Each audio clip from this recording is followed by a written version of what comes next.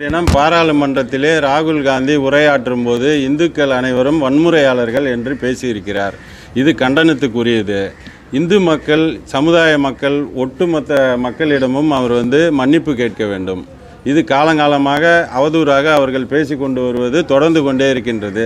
நேற்று உச்சகட்டமாக வன்முறையாளர்கள் என்று பேசியிருக்கிறார். நடந்து முடிந்த பாராளுமன்ற தேர்தலிலே பாரதிய ஜனதா கட்சிக்கு 24 கோடி மக்கள் வாக்களித்திருக்கிறார்கள்.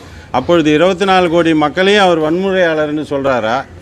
அதே போல் ஏற்கனவே நம்ம நாட்டில் வரலாறு பார்த்திங்கன்னா ஆயிரக்கணக்கான சீக்கிய மக்களை எல்லாம் கொன்று குவித்த வரலாறுலாம் நடந்திருக்கு. அதெல்லாம் யார் ஆட்சியில் நடந்தது என்பது உங்களுக்கு எல்லாம் நன்றாக தெரியும். அதனால் இந்து தர்மப்படி இந்து மக்கள் அமைதியாக வாழ்ந்து கொண்டிருக்கின்றார்கள். வேண்டுமென்றே இந்த குற்றச்சாட்டை நேற்று அவதூறாக பேசியிருக்கிறார். அது கடும் கண்டனத்துக்குரியது. அதற்கு அவர் இந்து சமுதாய மக்கள், ஒட்டுமொத்த இந்து சமுதாய மக்களிடமும் அவர் மன்னிப்பு கேட்க வேண்டும்.